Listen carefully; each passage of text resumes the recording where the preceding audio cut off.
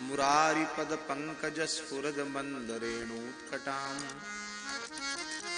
तटस्थ नव कानन प्रकट मोद पुष्पाम्बुना सुरासुर सुपूजित स्मर पितुश्रियं बिभ्रतीं भक्त भक्ति भगवंत गुरु चतुर नाम बपुएक इनके पद वंदन किए नाशे विघ्न अनेक बंदौ गुरुपद कंज कृपा सिंधु नर रूप हरि महामोह तम पुंज जासु बचन रवि कर निकर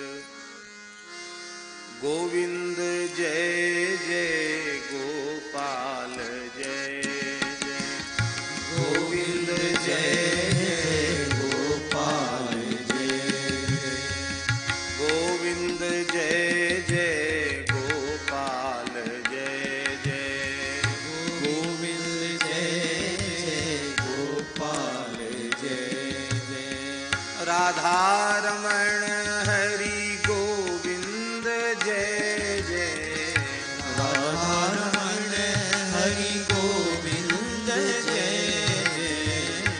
राधारमण हरि गोविंद जय जय राधारमण हरि गोविंद जय जय गोविंद जय जय गोपाल जय जय गोविंद जय जय गोपाल जय जय राधारमण हरि गोविंद जय जय राधारमण हरि गोविंद जय गोविंद जय जय गोपाल जय जय गोविंद जय जय गोपाल जय जय राधारमण हरि गोविंद जय जय राधारमण हरि गोविंद जय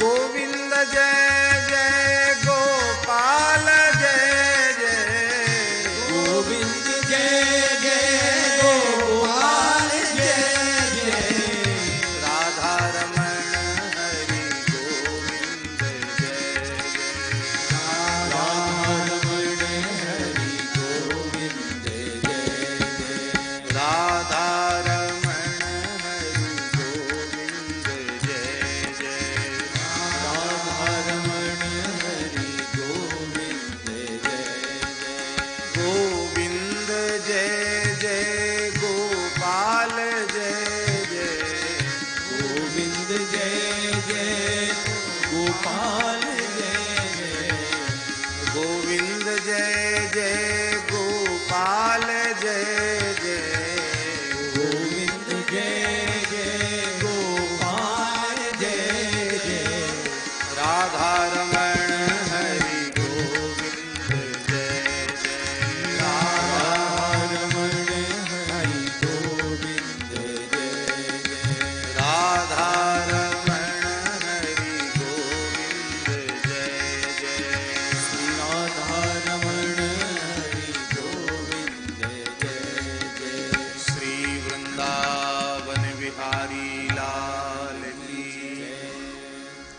श्री यमुना महारानी की श्री गिरिराज महाराज की जय श्री गिरिराज धरण की जय श्री गोवर्धन नाथ की जय श्री महारासस्थली श्री चंद्र सरोवर की जय श्री चंद्र सरोवर बिहारिणी बिहारी जी महाराज की जय श्रीमद् वल्लभाचार्य महाप्रभु की जय श्री गुसाई जी परम दयाल की जय गुसाई श्री गोकुलनाथ जी महाराज की जय प्रथम तिलकायत श्री दाऊजी महाराज की जय अष्ट सखान की जय श्री महाकवि सूरदासी महाराज की जय शूर श्याम गौशाला की जय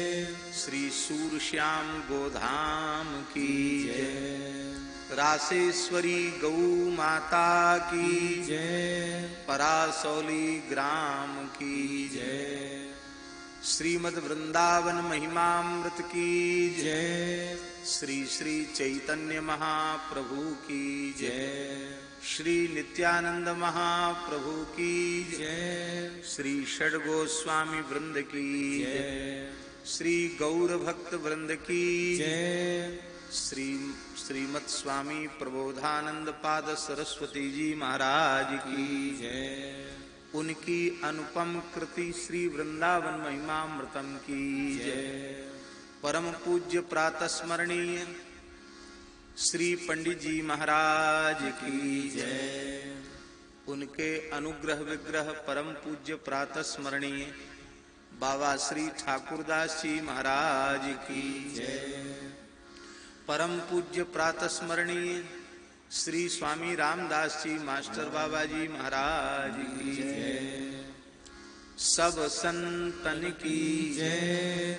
सद्गुरुदेव भगवान श्री भक्तमाली जी महाराज की जय। सद्गुरुदेव भगवान श्री पहाड़ी बाबा जी महाराज की जय। पूज्य श्री परमहंस जी महाराज की जय। पूज्य श्री शास्त्री जी महाराज की जय। सब संतन की जय। सब विप्रन की जय। समस्त ब्रजवासीन की जय। जय जय श्री राधे। जय जय श्री सीताराम। हर हर महादेव। श्री चक्रेश्वर बाबा की जय। हरिशरणम। भक्तवांछा कल्पतरु भक्तवत्सल शरणागत वत्सल श्री चंद्र सरोवर बिहारिणी बिहारी जी की महती कृपा करुणा से प्रतिवर्ष की भांति इस वर्ष भी परम नाम रूप लीला धाम निष्ठ गोसेवी ब्रजरज सेवी परम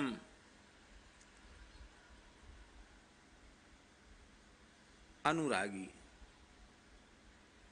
और हृदय से परम रसिक पूज्य बाबा श्री ठाकुरदास जी महाराज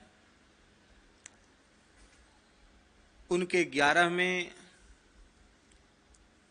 श्री गोपाल मिलन महामहोत्सव में हम लोग सूरश्याम गोष्ठ में विराजमान होकर पूज्य संतों की महत्पुरुषों की ब्रजवासियों की सन्निधि में बैठकर मानव जन्म का सर्वोत्कृष्ट फल सत्संग वृंदावन महिमामृत के माध्यम से प्राप्त करने जा रहे हैं। सत्संग के सत्र के आरंभ में ही उत्सव के फल के स्वरूप में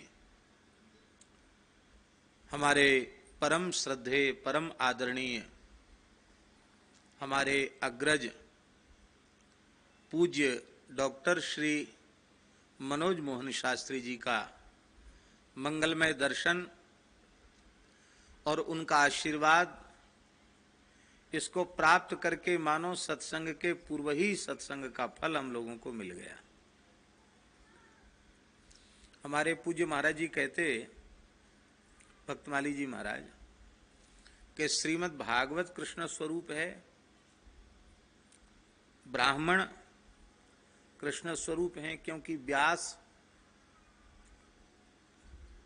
माने ब्राह्मण ही होता है। क्योंकि जहां कहीं व्यास के लक्षण आए हैं उनमें ब्राह्मण होना चाहिए। विरक्तो वैष्णवो विप्रो वेद शास्त्र विशुद्धिकृत दृष्टांत कुशलो धीरा वक्ता कार्योति निष्प्रिया। तो इतिहास पुराण का वक्ता ब्राह्मण है। तो इतिहास पुराण, वो भी पुराण पुरुषोत्तम है, भगवत स्वरूप है। इतिहास महाभारत है तो वह पंचम वेद है, वेदो नारायण साक्षात, वह भी भगवत स्वरूप है। और उनका वक्ता भी भगवत स्वरूप ही है, जैसा पूज्य शास्त्री जी ने कहा। लेकिन महाराज जी कहते थे कि श्रीमद् भागवत की कथा ब्रजवासी विप्र व्यास महानुभाव के मुखारविंद से सुनने का अवसर मिले तो यह अनुभव करना चाहिए कि श्री कृष्ण की कथा साक्षात श्री कृष्ण के मुखारविंद से सुनने का सौभाग्य मिल रहा है। तो जब जब शास्त्री जी बोलते हैं तो हमें अपने पूज्य गुरुदेव की बात याद आ जाती है कि आज ठाकुर जी ही अपनी चर्चा स्वयं अपने मुखारविंद से कर रहे हैं। जो गंभीर चिंतन, प्रतिपादन की विलक्षण शैली और स्वर की मधुरिमा हमारे ब्रजमंडल के गौरव, ब्रजमंडल की शोभा, ब्रजमंडल के मूर्धन्य महापुरुष श्रीमद् भागवत के सचल विग्रह परम उपासक पूज्य गुरुजी, पूज्य श्री प्रातस्मरणीय श्री श्रीनाथ शास्त्री जी, वो झलक आपकी वाणी में भी बिल्कुल वैसी ही दिखाई पड़ती है। हम तो ऐसा अनुभव करते हैं कि यदि केवल माइक से दूर से सुने तो शायद भ्रम हो जाएगा कि वही बोल रहे हैं क्या। कहने का जो ढंग है और उसकी जो मिठास है वो भी वैसी ही है। निश्चित ही उनका आशीर्वाद आपको भी प्राप्त है और इस दास को भी खूब वात्सल्य, उनका अतिशय वात्सल्य इस दास को प्राप्त हुआ। इससे हम अपने आप को भाग्यशाली अनुभव करते हैं। परम श्रद्धेय स्वामी श्री राम सुखदास जी महाराज इस देश की एक अनुपम विभूति थे और इस वर्तमान शताब्दी में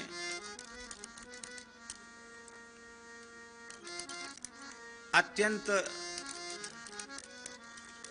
तितिक्षापूर्ण, वैराग्यपूर्ण रहनी के आदर्श महापुरुषों के रूप में, आदर्श महापुरुष के रूप में हम लोग उनका स्मरण करते हैं। उनका त्याग, उनका वैराग्य, उनकी लोकेशना शून्यता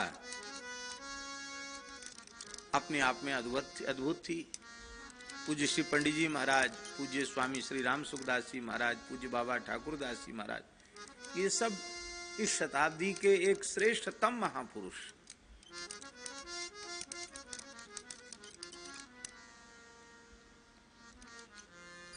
उनके भगवत धाम प्रयाण के पश्चात उनका परिकर वृंदावन आ गया। स्वामी श्री राम सुखदास जी महाराज का परिकर। उड़ीसा के कुछ संत हैं, बहुत अच्छे संत हैं, बड़ी अच्छी रहनी है उनकी। स्वामी जी के साथ वर्षों तक वे लोग रहे और अब वो वृंदावन में वास करते हैं और वृंदावन की पद्धति के अनुसार उपासना करते हैं। और श्री स्वामी नवल राम जी महाराज भी श्री राम सेवाश्रम स्थापित करके वे भी स्वामी जी के पद चिन्हों पर चल रहे हैं। तो उड़ीसा के संत हमारे पूज्य गुरुदेव भक्तमाली जी के पास आकर बैठे। दास भी था। तो संतों ने कहा कि स्वामी जी तो भगवान की सन्निधि में पहुंच गए और हम सब लोग वृंदावन आ गए हैं, इस विचार से आए हैं कि अब यहीं रहना है। तो पूज्य स्वामी जी कहते थे कि किसी धाम में जाए तो धाम निष्ठ संत की अनुमति प्राप्त करके और उनसे पूछ करके कि हम धाम में किस रहनी से रहें, किस पद्धति से रहें, तब धामवास करना चाहिए, ऐसा श्रद्धेय स्वामी राम सुखदास जी महाराज कहते थे। तो आप आशीर्वाद दें कि हम लोग धाम में रहें और वह पद्धति बतावें कि जिस पद्धति से हम श्रीधाम वृंदावन का वास कर सकें। क्या साधन करके वृंदावन धाम का वास करें, किस रहनी से यहां रहें, यही उनकी जिज्ञासा थी। हमारे पूज्य महाराज जी बड़े सरल और बड़े संक्षिप्त उत्तर देते थे, बहुत लंबी चौड़ी बात नहीं बोलते, एकदम सरल और एकदम संक्षिप्त उत्तर, सूत्रात्मक शैली में महाराज जी बोलते थे। आप सबने तो अनुभव किया ही है। महाराज जी ने उत्तर दिया,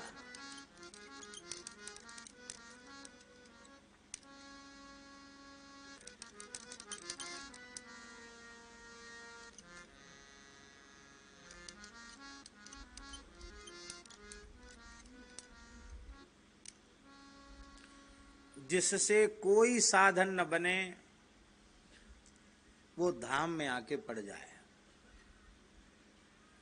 और जिससे साधन बने वो कहीं भी रहकर साधन कर सकता है। जिससे साधन बने वो कहीं भी रहकर साधन कर सकता है, किंतु जो सर्व साधन शून्य हो वो श्री धाम की रज का आश्रय लेकर पड़ जाए तो धाम में पड़ा रहे, बस यही विधि है। आपने पूछा कौन सा साधन करें, तो साधन करो तो दुनिया में कहीं रहो, और सर्व साधन शून्य हो तो रज में आकर पड़ जाओ। क्यों? बोले ये साधन भूमि नहीं, ये फल भूमि है। ये साधन भूमि नहीं, ये फल भूमि है। इसका आशय यह नहीं लगा लेना कि यहां रहकर साधन नहीं करना। साधन तो वैष्णव का कालक्षेप है। कालम नयेत्यखिल मित्युपदेश सारम, कालम नयेत्यखिल, अखिलम कालम नयेत, रूप गोस्वामी जी की पंक्ति है। इति उपदेश सारम, ये उपदेश का सार है।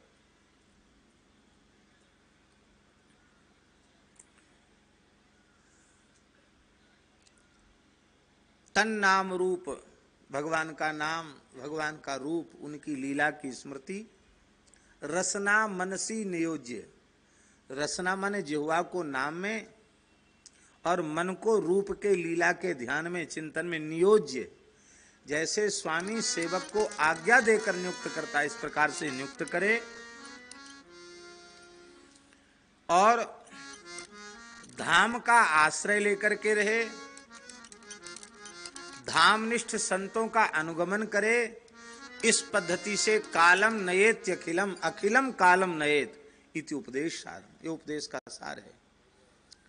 जय हो बाबा। यही विधि बसिए ब्रज की बीथिन,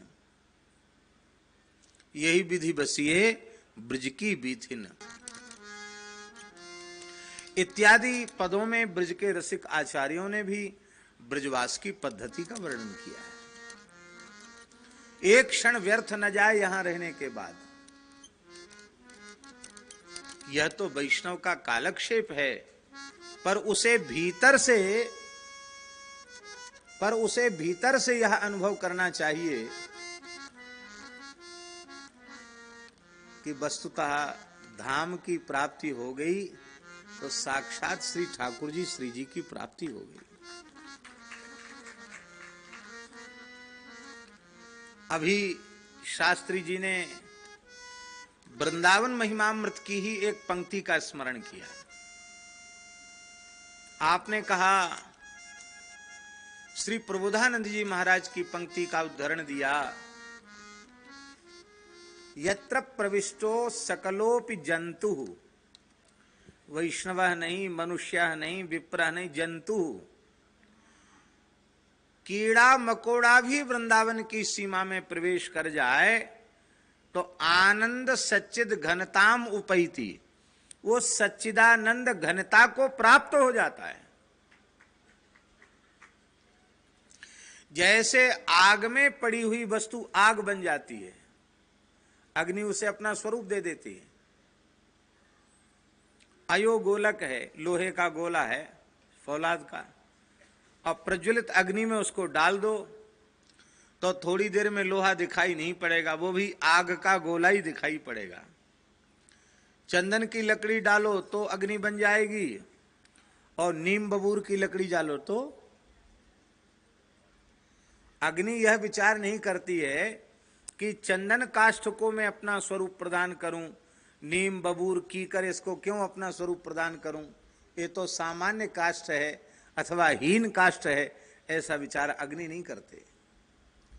ठीक इसी प्रकार से श्री वृंदावन जीव की पात्रता अपात्रता का विचार किए बिना जो जीव श्री वृंदावन का आश्रय लेता है उसे वृंदावन अपना स्वरूप प्रदान कर देते हैं।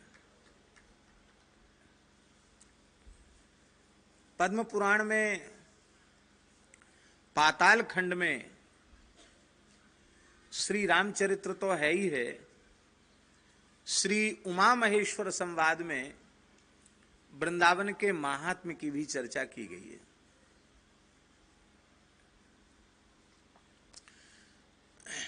वो प्रकरण हमें नहीं बोलना है क्योंकि सत्संग सत्र का विषय वृंदावन महिमामृत है, पर वो बात हमें अत्यंत प्रिय लगी इसलिए उसको बोल देते हैं।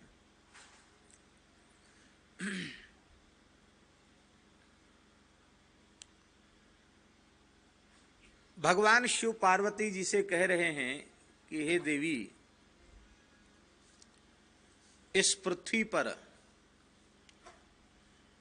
जितने पवित्र क्षेत्र हैं उनमें काशी सबसे उत्तम है। श्रीमद् भागवत के बारे में स्कंद में भी यथा काशी यनुत्तमा, काशी को सबसे उत्तम कहा गया। मुक्ति का सदावर्त वहां बंटता है, भोले बाबा बांटते हैं मुक्ति का सदावर्त। सदावर्त का मतलब बाबा जानते हैं? सदावर्त बंटने में जब आप सदावर्त बांटने लगे तो ये थोड़ी भेद करते हैं कि हमारो है कि परायो है, कोई होए जो सदावर्त की लाइन में लग गया वो सदावर्त का अधिकारी। तो वहां मुक्ति का सदावर्त भोले बाबा बांटते हैं। जीव के गुण दोष का विचार, पाप पुण्य का विचार, पात्रता अपात्रता का विचार किए बिना काशी में मरने वालों को मुक्ति का सदावर्त बांटते हैं। कीट पतंग को भी मोक्ष मिल जाता है, इसलिए काशी श्रेष्ठ है। तो अब ध्यान से सुनो क्या कह रहे हैं भोले बाबा। भोले बाबा बोल रहे हैं, लेकिन यदि कोई मुझसे पूछे, ये सिद्धांत है, पर मुझसे पूछे कि इस धरती पर सबसे श्रेष्ठ क्या है, तो भगवान शिव कहते पार्वती, धरती पर सबसे श्रेष्ठ ब्रजभूमि है। ब्रजभूमि धरती पर सबसे श्रेष्ठ है। पार्वती जी ने कहा काशी से भी श्रेष्ठ है? बोले हाँ, काशी से भी श्रेष्ठ है। क्यों? कहते इसलिए श्रेष्ठ है, काशी में एक प्रकार से मोक्ष की प्राप्ति होती है और ब्रजमंडल में 4 प्रकार से मोक्ष की प्राप्ति होती है। तो एक प्रकार से मोक्ष की प्राप्ति जहां हो उसकी अपेक्षा 4 प्रकार से जीव का कल्याण जहां पक्का हो वो ज्यादा श्रेष्ठ है।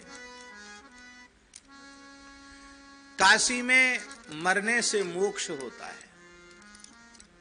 बहुत प्रसिद्ध पंक्ति है वेद की, काश्याम मरणान मुक्ति ही, काशी में मरने से मुक्ति होती है।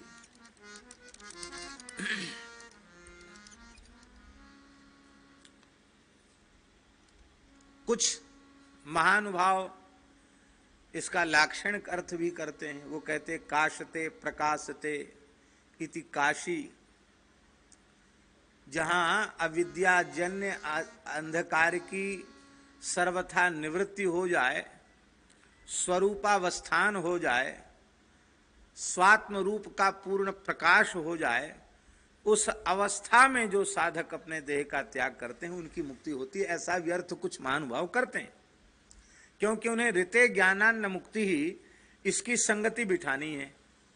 इसलिए काश्याम मरणान मुक्ति और ऋते ज्ञानान मुक्ति की संगति बिठाने के लिए वो कहते हैं कि भाई ज्ञान का प्रकाश हो गया तो काशी प्रकट हो गई और फिर मुक्ति हो गई, ऐसा भी अर्थ किया जाता है। पर शंकर जी कह रहे हैं काशी में कोई जाए के मरेगो तो मोक्ष मिलेगा, और ब्रज में केवल 84 कोस ब्रज की सीमा में जन्म हो जाए, जन्म हो जाए, कोई साधन नहीं बना उससे, ब्रज 84 कोस क्षेत्र में उसका जन्म हो जाए, और जन्म होने के बाद फिर भले उसका कोई दुष्प्रारब्ध जगे और सच्चिदानंदमयी रसमयी प्रेममयी ब्रजभूमि को पीठ दिखा के कहूं बाहर चले जाए और वहीं मर जाए, तो भी ब्रज में इसका जन्म हुआ था, इस नाते से उसका कल्याण हो जाएगा। केवल यहां पैदा हो गया, चला गया कहीं, मर गया वहां जाके, तो ब्रजभूमि में इसका जन्म हुआ, इस नाते से उसका कल्याण हो जाएगा। पैदा कहीं हुआ, जीवन भर कहीं रहा, मृत्यु के क्षण में यहां आ गया, मर गया यहां आकर, कल्याण पक्का, कल्याण हो जाएगा। 2 प्रकार हो गए। तीसरा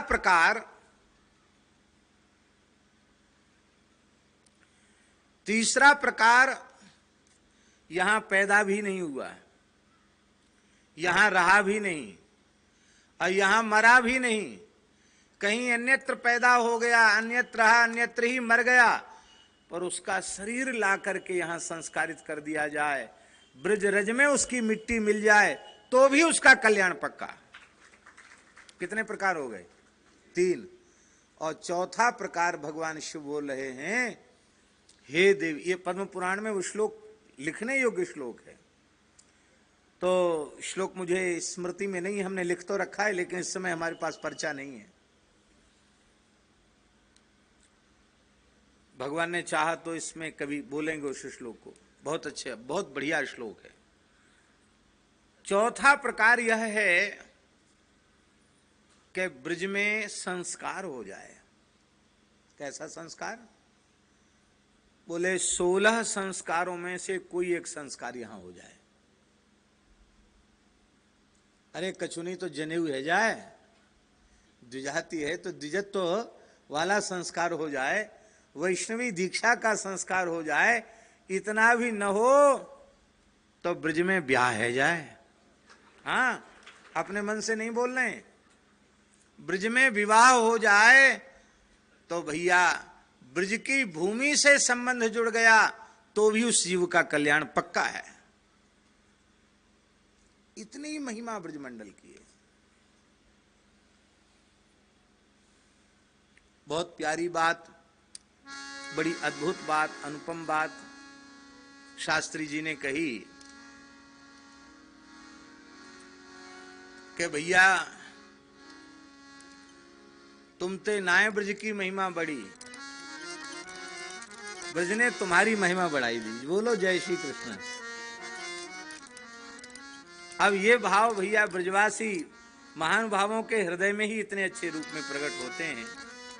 हम लोग बड़े भाग्यशाली हैं, जिन पूज्य श्री रमन रेती वाले महाराज जी की हम लोग प्रतीक्षा कर रहे थे, उनका भी मंगलमय शुभागमन हो चुका है।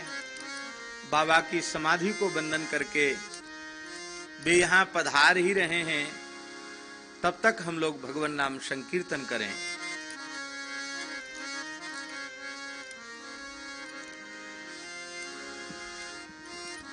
ठाकुर हमरे रमण बिहारी, हम हैं रमण बिहारी के। ठाकुर हमरे रमण बिहारी, हम हैं रमण बिहारी के। ठाकुर हमरे रमण बिहारी, हम हैं रमण बिहारी के।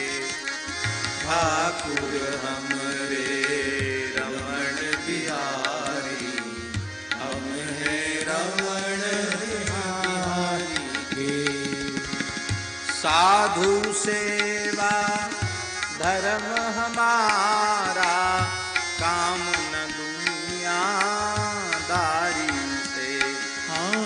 साधु सेवा धर्म हमारा, काम न दुनियादारी से। कोई भला कहे चाहे बुरा कहे, हम हो चुके रमण बिहारी के।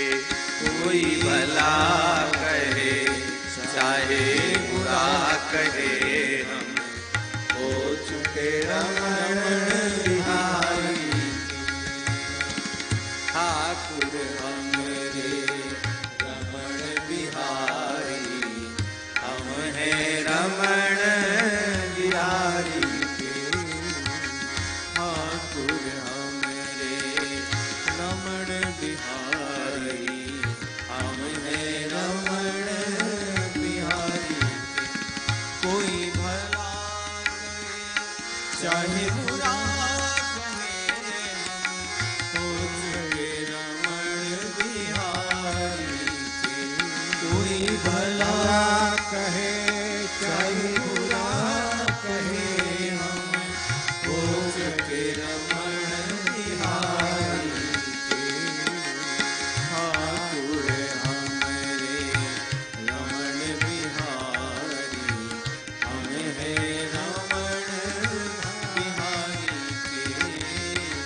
ठाकुर हमरे रमण बिहारी, हम हैं रमण बिहारी के। साधु सेवा धर्म हमारा, काम न दुनियादारी से। साधु सेवा धर्म हमारा, काम न दुनियादारी से।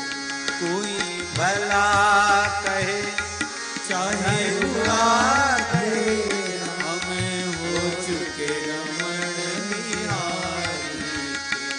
कोई भला कहे चाहे बुरा कहे, हमें हो चुके रमण बिहारी के। ठाकुर हमरे रमण बिहारी, हम हैं रमण बिहारी के। ठाकुर हमरे रमण बिहारी, हम हैं रमण बिहारी के। पूज्य श्री महाराज जी के मंगलमय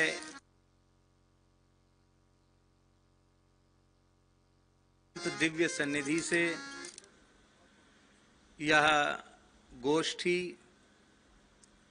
अत्यंत धन्य हो रही है, शोभायमान हो रही है।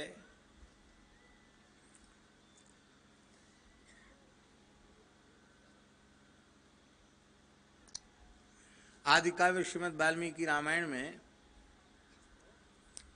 जनकपुर में जनवासे में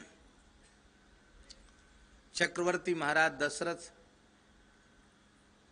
उनके निकट चारों लालजी विराजमान हैं। तो महर्षि ने उपमा दी है कि लगता है कि लोक पितामह ब्रह्मा जी सभा में बैठे हों और इंद्रादि लोकपाल उनकी सन्निधि में विराजमान हो। ऐसी शोभा चक्रवर्ती महाराज के कारण उस सभा की ऐसी शोभा हो रही है। श्री नंद बाबा के स्वरूप में ही ब्रजवासी पूज्य महाराज जी का अनुभव करते हैं और वर्ष में 2 बार कृपा तो महाराज जी की सूर्यश्याम परिकर पर होती ही है। श्री पंडित जी के नाते से, ब्रजवासियों के नाते से और पूज्य बाबा श्री ठाकुरदास जी महाराज का तो अद्भुत भाव महाराज जी के प्रति और महाराज जी का अद्भुत प्रेम स्नेह पूज्य बाबा के प्रति, उसी की अनुभूति वर्ष में कम से कम 2 बार हम लोग सूर्य शाम गोष्ठ में करते हैं। आज आरंभ में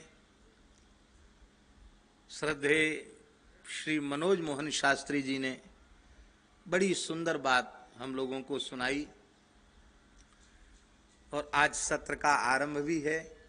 अभी तो हमने केवल मंगलाचरण करके भूमिका में कोई बात वृंदावन की महिमामृत की कही थी और उसका पूर्ण फल महाराज जी के मंगलमय दर्शन के रूप में हम लोगों को मिला। अब हमारी इच्छा है कि पूज्य श्री महाराज जी अपने मंगलमय आशीर्वचन से ही आज की सभा का आरंभ करें। महाराज जी के चरणों में प्रार्थना है। फिर महाराज जी जितनी देर सुखपूर्वक विराजें और जब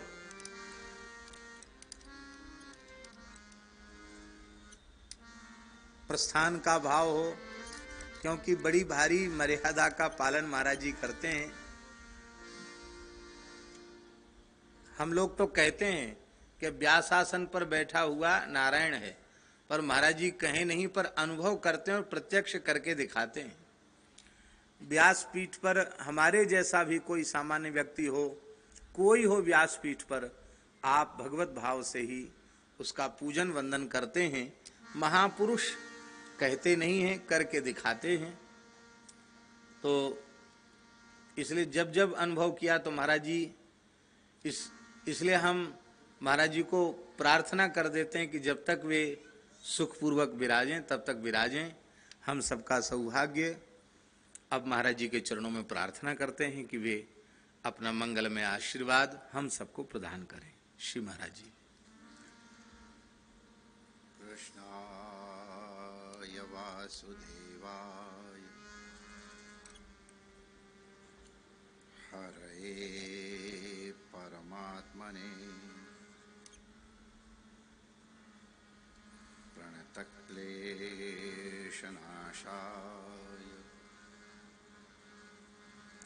श्री गोविंदाय नमो नमः। ठाकुर हमरे रमण बिहारी, हम हैं रमण बिहारी के।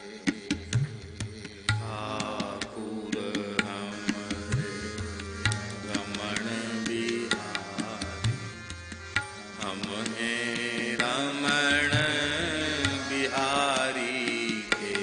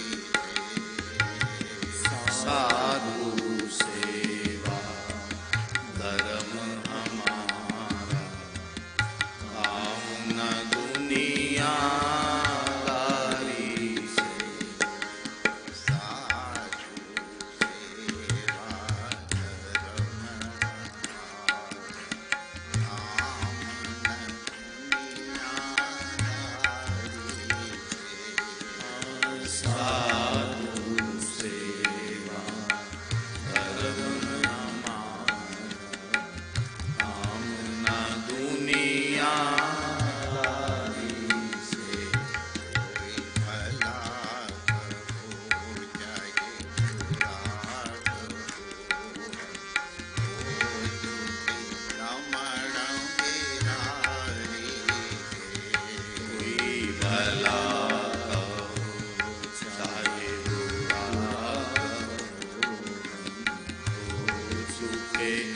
रमण बिहारी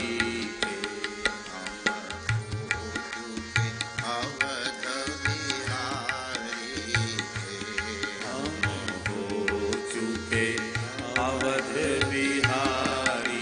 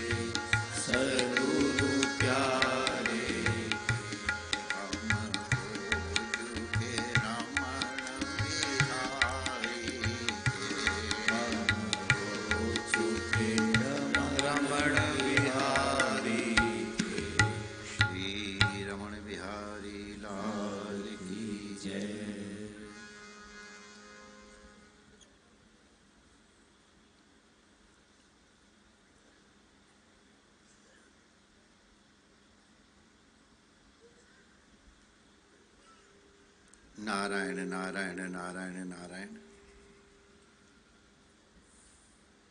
भगवान श्री रमण बिहारी का,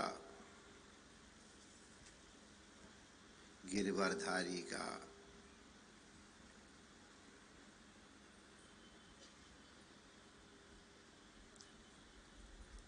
सतगुरुदेव का, आप संतों का बहुत अनुग्रह है जो हमारे रमण बिहारी जी आज व्यास के रूप में बैठ करके हम सबको दर्शन दे रहे हैं।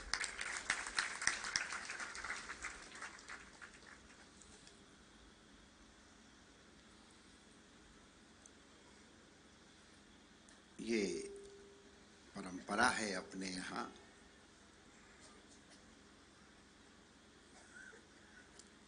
कि भागवत और भगवान दो नहीं हैं,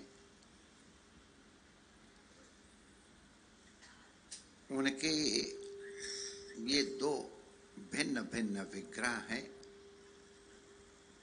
एक वांग्मय विग्रह है और एक लीला विग्रह है।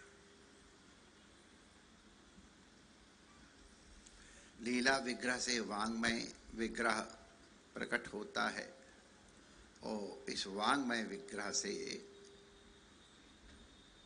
कर्णरंध्र के माध्यम से हृदय में भगवान का प्राकट्य होता है।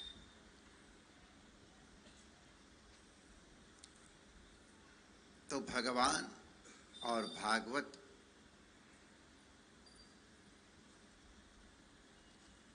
के मध्य में भगवान व्यास विराजते हैं।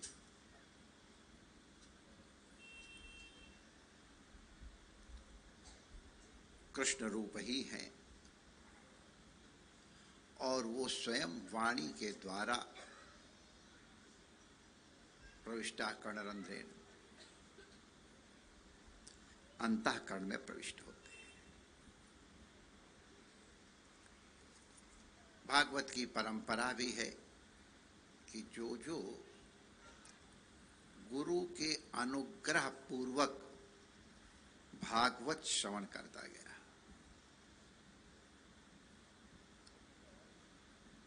वो भगवान ही होता चला गया है, नारायण ही होता चला गया।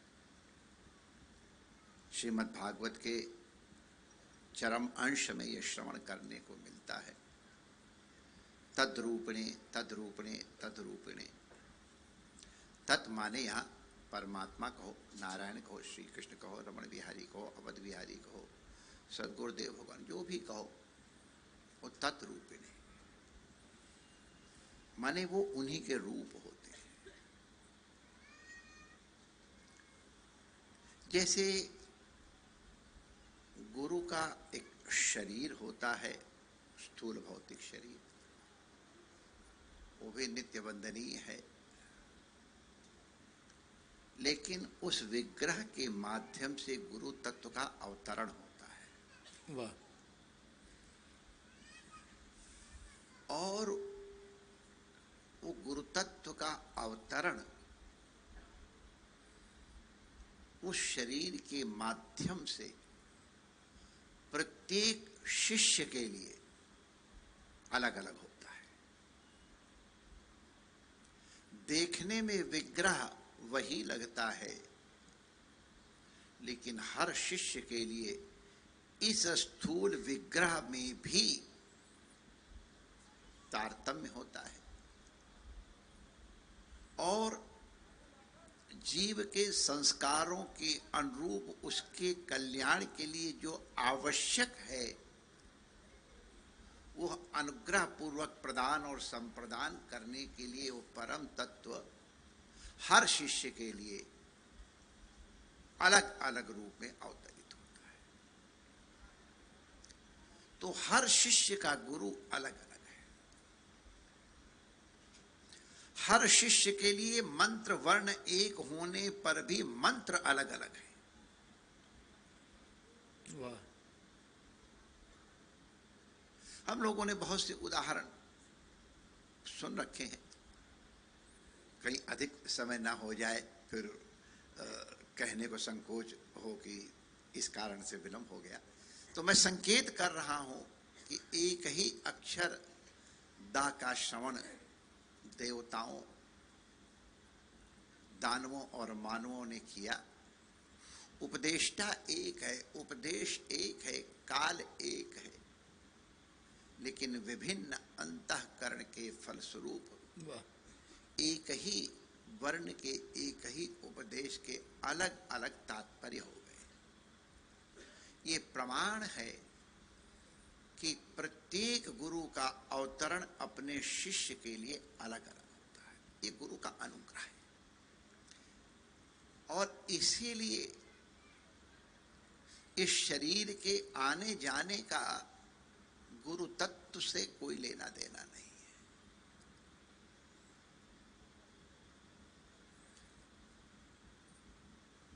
वो तो नित्य है, और शिष्य को एक बार उपनीत करने के अनंतर तब तक नहीं छोड़ता है जब तक कि वो भी गुरु रूप या आत्म रूप नहीं हो जाता है। उसके लिए गुरु को चाहे कितने अवतार लेने पड़े, चाहे जितनी लीलाएं करनी पड़े, गुरु कृपा करके वो करते हैं। ये गुरु का अनंत अनुग्रह है हम जीवों के ऊपर। वो गुरु तत्व हमारे गुरुदेव भगवान ने हमको बताया था कि हम पेट पोषना लाल हैं उनके, तो हमने जिज्ञासा कि हमको उस समय ठीक से, अभी भी नहीं आता, उस समय तो और थोड़ा नहीं आता था, कि महाराज ये अब आप लीला संवरण करने जा रहे हो, हमारा संबल कौन होगा? अब जीवन में हमारी जो उपलब्धियां हैं वो तो हमको मालूम नहीं, लेकिन संतों और गुरुजनों का अनुग्रह तो हमको बहुत प्राप्त हुआ है, ये तो हम जरूर कृतज्ञता पूर्वक स्वीकार करते हैं। संतों ने अपना माना है, अपनाए हुए हैं, हमारे गुण दोषों की ओर दृष्टि न करते हुए भी। महाराज जी का भी अनुग्रह था।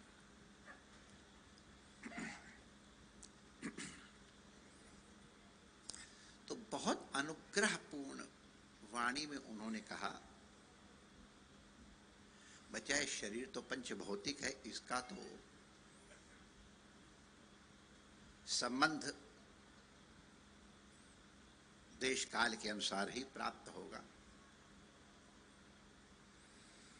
लेकिन हमने जो तुम्हें शब्द दिया है, जो हमने तुम्हें अक्षर दिए हैं, अक्षर जो कभी क्षर न हो, क्षरण के माने उसमें 6 प्रकार की कोई भी क्रिया नहीं होती है, वो तुम्हारे लिए एक दीप के समान है।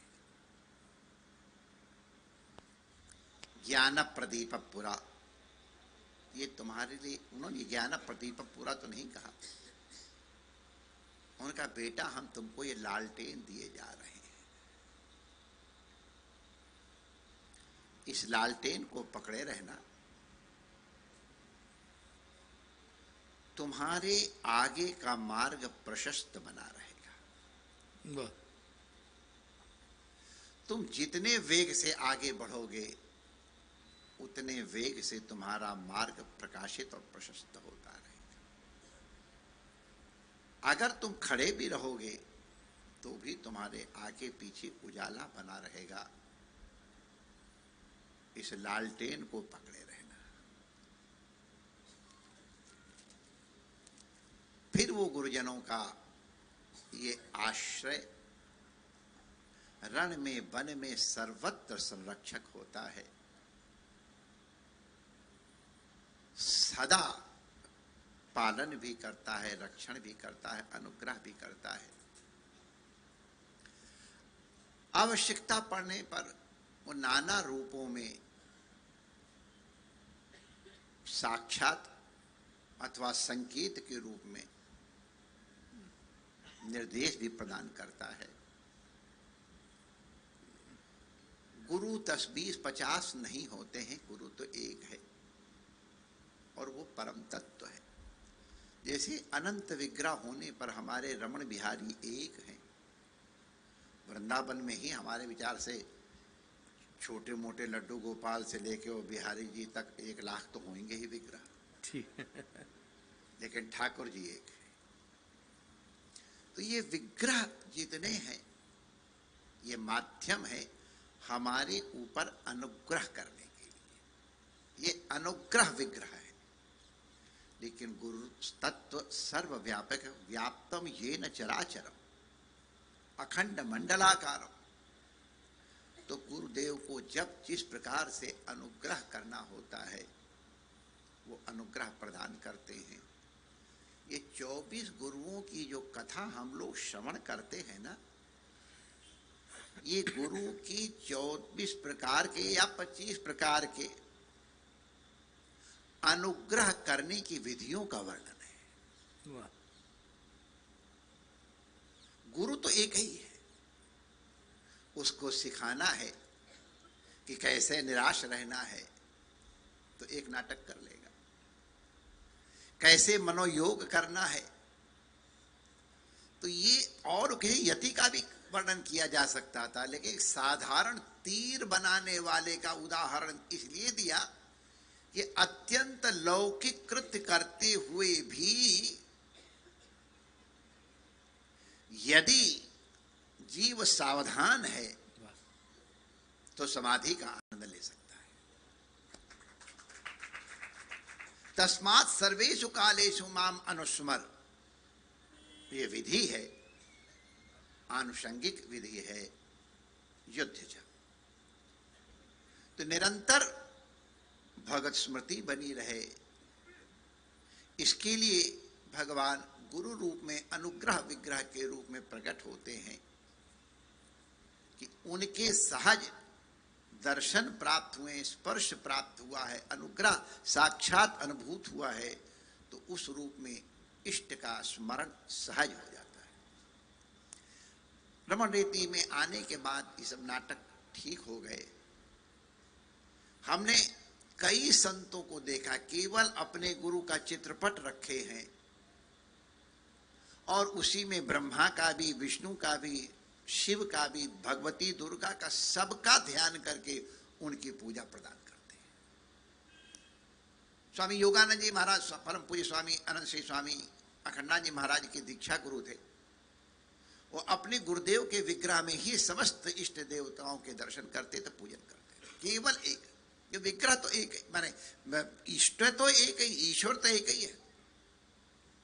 सब पूर्वेशाम अपि गुरु कालेन अनवच्छेदात, वो एक ही है, गुरु अद्वितीय है। तो किस रूप में अनुग्रह करता है, ये हमारे तत्काल संस्कार, क्योंकि संस्कार भी क्षण क्षण बदलते रहते हैं, देश काल के अनुसार हैं तो अपने पूर्वकृत कर्म ही, लेकिन परिस्थिति के अनुसार जैसी जैसे वो स्वरूप धारण करते हैं, गुरुदेव उसी रूप में आके अनुग्रह करते हैं। इसलिए हम लोग गुरु की कृपा को सबसे बड़ी कृपा मानते हैं। हनुमान जी ने भी रघुनाथ जी के प्रति इतनी श्रद्धा होते हुए भी करो कृपा रघुनाथ की नाई कहा नहीं कहा है, करो कृपा गुरुदेव की नाई। तो कृपा के विग्रह हैं गुरुदेव और ये सब संत जन। हमारे ठाकुर जी ने कहा है कि हमको संसार में कुछ, माने लीला किसे कहते हैं, एक क्रिया होती है, एक लीला होती है, एक चेष्टा होती है। तो चेष्टा में हम अपने क्रिया के द्वारा किसी अभीष्ट साधन की सिद्धि करते हैं। लीला में किसी प्रकार के इष्ट साधन की वांछा नहीं है, उसमें कि हम यहां से चल करके और जाएंगे तो वो प्राप्त करेंगे, ऐसा कुछ नहीं है। जो व्याप्त है अवाप्त सब नाना व्याप्त मवाप्तव्यम। हमको कुछ प्राप्त नहीं करना है, हमको कुछ छोड़ना नहीं, लेकिन फिर भी करते हैं। उससे कोई प्रसाद होता है, कोई प्रमाद, ऐसा भी कुछ नहीं है, वो उनका स्वरूप है। और इसीलिए लीला को भी हम भगवत स्वरूप ही मानते हैं। लीला भगवान का विग्रह, उनका धाम और उनका नाम, ये सबके सब अभिन्न है। प्रकट होने के उनके माध्यम है। वृंदावन की महिमा का वर्णन आप लोग श्रवण कर रहे थे। वृंदावन भी भगवान का स्वरूप ही है, चिन्मय है। उसके बहुत से वर्णन शास्त्रों में आए हैं। इसी प्रकार ये संत महापुरुष, आप चाहे पंडित जी कह लो, चाहे ठाकुरदास जी समझ लो, या और महापुरुषों का नाम ले लो, उनको कुछ ये इस प्रकार के नाटक करने आवश्यक नहीं है। हम लोगों को लगता है उनको बहुत श्रम हो रहा है, हमको लगता है कि उनको बहुत विक्षेप हो रहे हैं, हमको लगता है, ये सब कुछ नहीं है। वो तो अपने स्वरूप में अवस्थित हैं। अगर आप लोग चाहो तो कह दो, हमको तो उसमें भी बहुत संतोष नहीं है कि अपने प्रारब्ध कर्मों का वो भोग कर रहे हैं। वो भी भोग तो भोक्ता करता है, अभोक्ता क्या भोग करेगा। वाह। इसलिए वो समाधान शास्त्र में है और उसको हमको अस्वीकार भी नहीं करना, लेकिन वो भोक्ता भोग कुछ नहीं होता है। वो तो अनुग्रह विग्रह है। उनकी जो भी चेष्टाएं हैं, लीला हैं, उनको कुछ प्राप्तव्य नहीं है और कुछ त्याग करने योग्य नहीं है। अपने स्वरूपानुभूति में आनंद रहते हैं। पूज्य ठाकुरदास जी महाराज, जिनके स्मरण के लिए हम लोग यहाँ संवेद हुए हैं, इसी प्रकार के विग्रह रहे। गुरुदेव के प्रति उनकी क्या निष्ठा थी, हम लोगों ने देखी है, जो लोग उनके दर्शन का सौभाग्य प्राप्त किए हैं। ठाकुर जी के प्रति, गिरिराज जी के प्रति, संतों के प्रति, गौ माता के प्रति उनकी क्या निष्ठा थी, हम लोगों ने देखा है। ये उनका करुणा विग्रह है। ये रमण बिहारी का करुणा विग्रह है। आज हम उनके स्मरण में यहां समवेत हुए तो रमण बिहारी का ही स्मरण कर रहे हैं। पूज्य महाराज ने कहा था कि महाराज सबको व्यास को उसी रूप में देखते हैं, तो आप ही ने हमको सिखाया है। ये व्यासाय तद्रूपिणे, आप उसी रूप में हैं। तो कृष्ण ही कृष्ण गुणगान कर सकता है। कृष्ण में, कृष्ण के गुणगान में, कृष्ण के गुणगान कर्ता में अभेद होता है। ज्ञाता ज्ञान के कि वहाँ त्रिपुटी नहीं होती है। वही ज्ञातव्य है, वही ज्ञेय है और वही ज्ञान है। तो उस रूप में पूज्य व्यास आसन पर विराजमान महाराज श्री को अपनी ये वाक्य सुमनांजलि अर्पित कर, अनंत श्रद्धा पूर्वक प्रणाम कर अपनी वाणी को विराम देने की अनुमति चाहते हैं। जय श्री कृष्ण।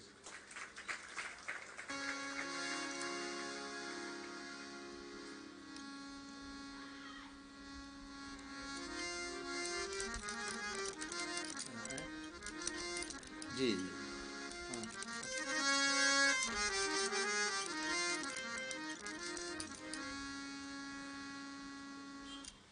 श्री रमण बिहारी लाल की जय। जय जय श्री राधे।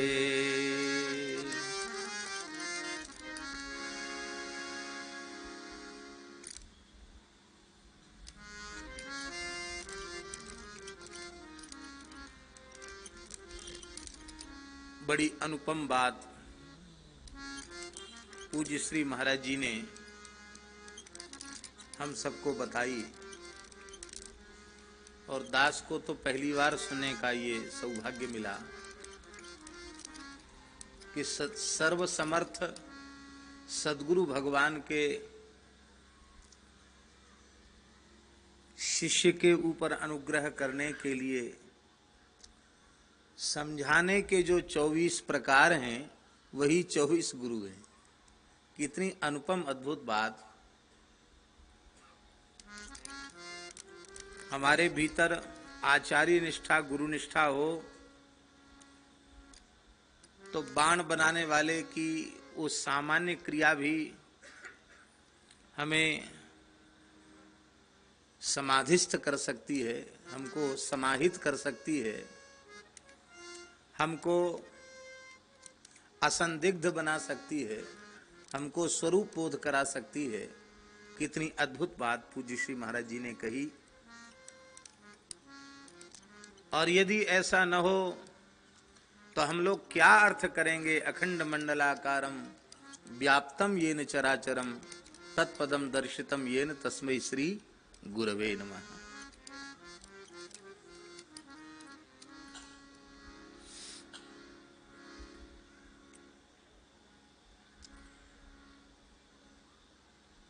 चतुष्टय की बड़ी महिमा है।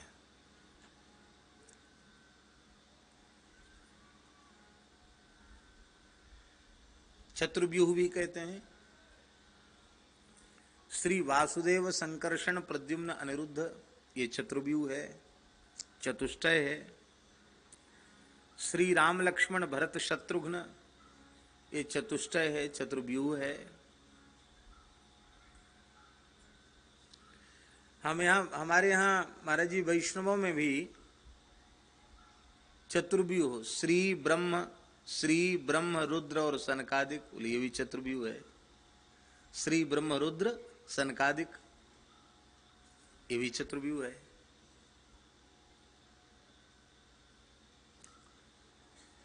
और नाभाजी ने भक्त भक्ति भगवंत गुरु, ये भी चतुर्व्यूह ही कहा।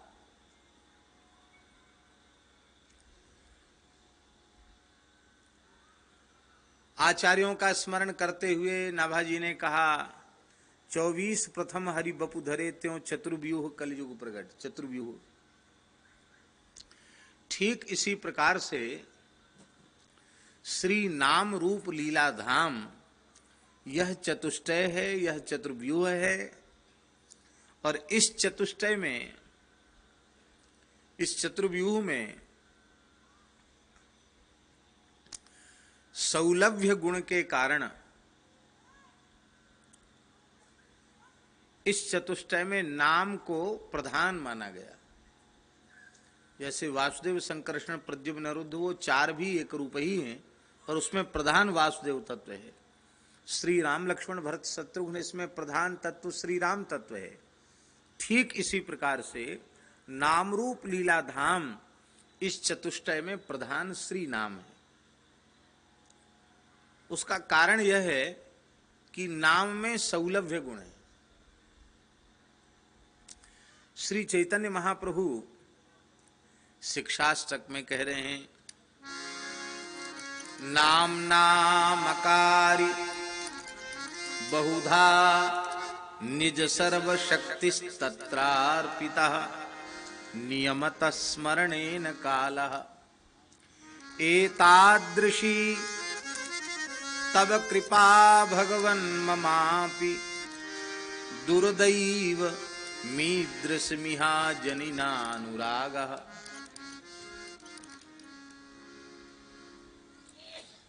भगवान ने अपनी संपूर्ण शक्ति सामर्थ्य नाम में प्रतिष्ठित कर दी। नाम के द्वारा अपनी संपूर्ण ईश्वरता भगवत्ता को भगवान ने प्रकाशित किया। नाम नामकारी बहुधा निज सर्वशक्ति।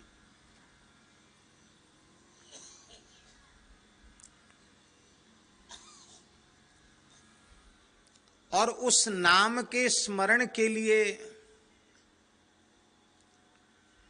देश काल आदि का, दिशा आदि का बंधन भी नहीं रखा। निरंतर नाम का स्मरण किया जा सकता है। शुचि ही असुचिर्वा, हाँ, सर्वेषु कालेषु माम अनुस्मर्यते च। और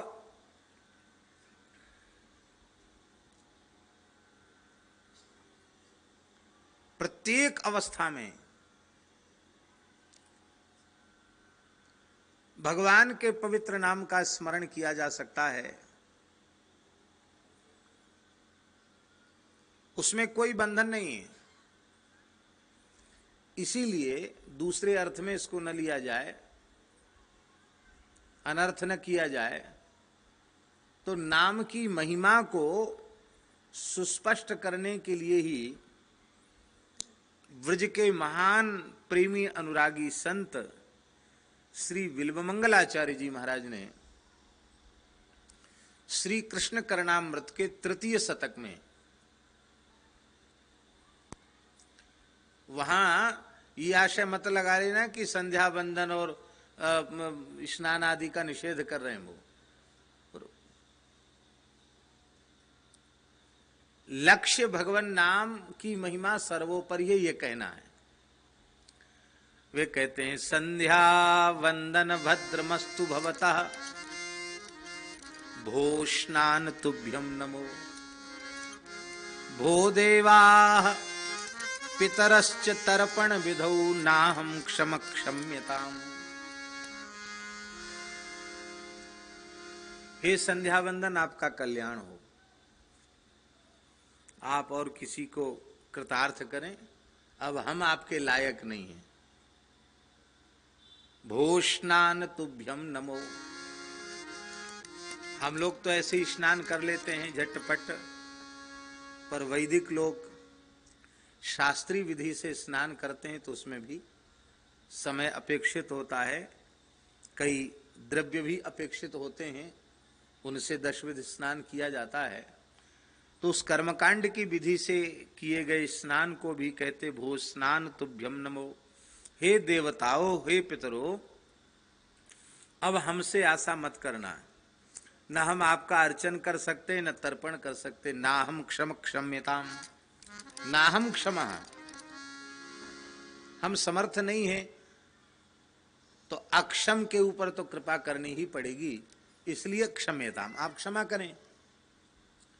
तब प्रश्न उठा कि यह सब कृत्य जो आपने गिनाए हैं, स्नान, संध्या, देवार्चन, पितरों का तर्पण आदि, यह जीव को निर्मल बनाने वाले साधन हैं, निष्पाप बनाने वाले साधन हैं, पवित्र करने वाले साधन हैं। और इन पवित्र वैदिक शास्त्र विहित साधनों को आप नहीं करोगे तो आपके चित्त की शुद्धि कैसे होगी? आप निष्पाप कैसे बनेंगे?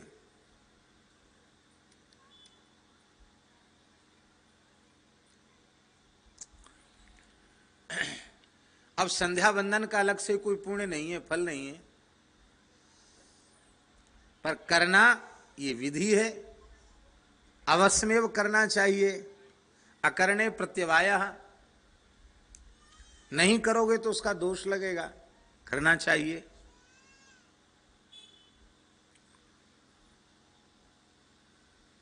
पर बिल्व मंगल जी कहते हैं ना हम क्षमा, अब हम इस लायक नहीं हैं, इसलिए क्षम्यताम।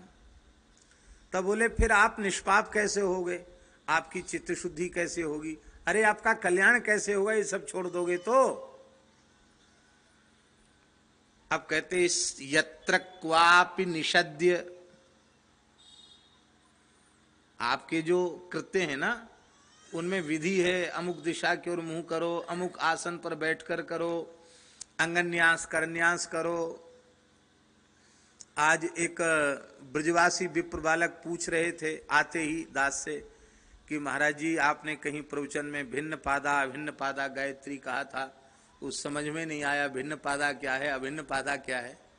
बड़ा अच्छा लगा कि कम से कम ध्यान से सुना और जिज्ञासा की।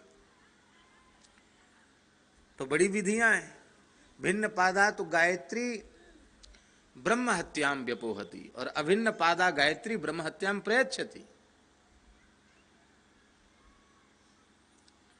तो ये भी विवेक रखना है।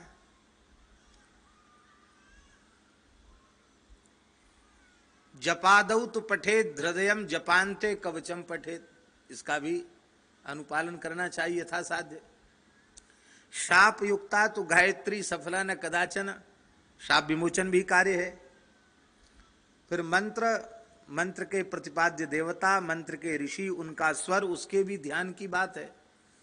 और इतना होने के बाद भी जप काले वरेण्यम, उसकी भी सावधानी रखनी है। और उसके बाद फिर जप के आदि में 24 और जप के अंत में 8 मुद्रा।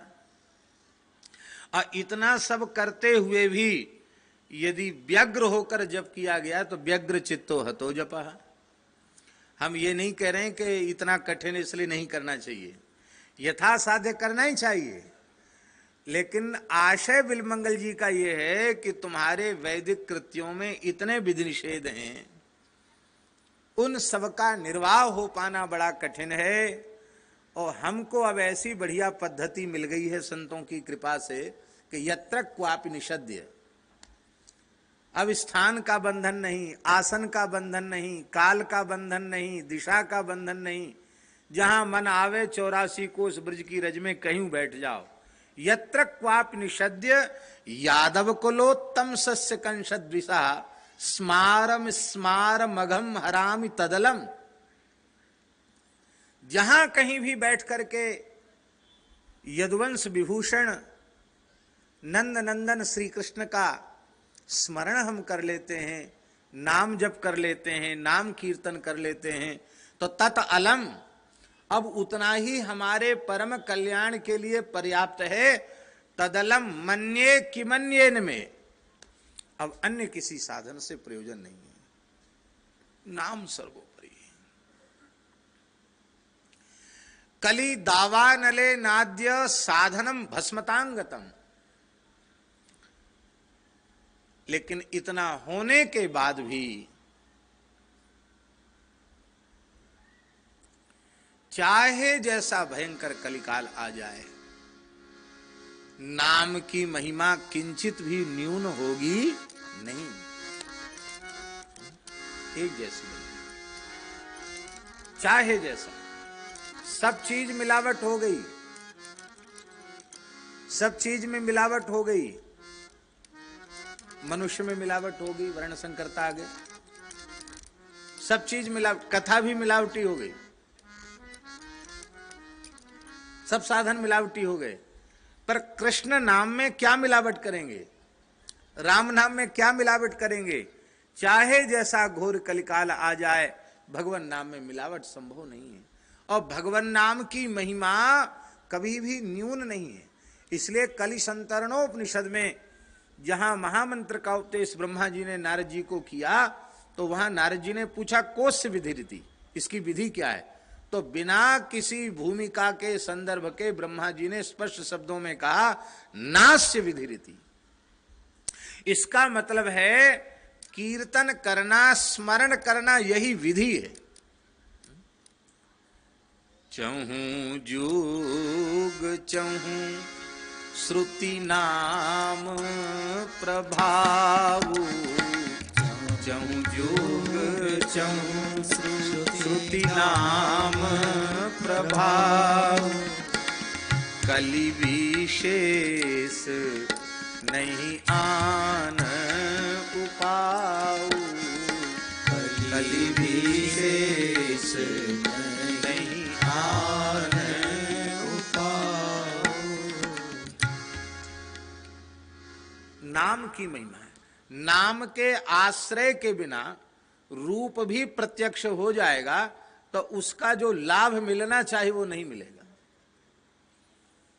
कई वर्ष पुरानी बात है, महाराज जी ने श्री तुलसी राम दर्शन स्थल में पूज्य पंडित श्री जगन्नाथ प्रसाद भक्तमाली जी के उत्सव में एक बात कही थी, दास को स्मृति में है।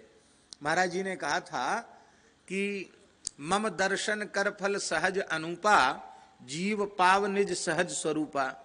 उस स्वरूप की प्राप्ति शूर्पणखा को क्यों नहीं हुई?